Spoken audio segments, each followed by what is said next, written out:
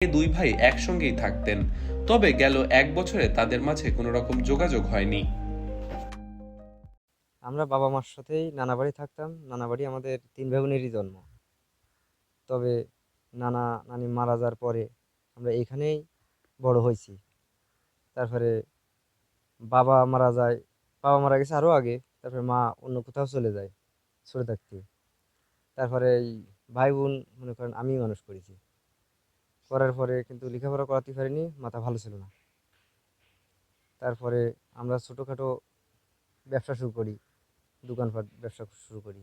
তারপরে এক ক্ষেত্রে কয়েক বছর আগে ও যে কোনো কারণে এখান থেকে চলে যায়। তারপরে আমি থেকে যাই, বোন অন্য কোথাও বিয়ে দিয়ে দিছি। খবর হয়ে গেছে এখন। এটা 4-5 বছর হবে। তারপরে আমি একাই পড়ে থাকি। আর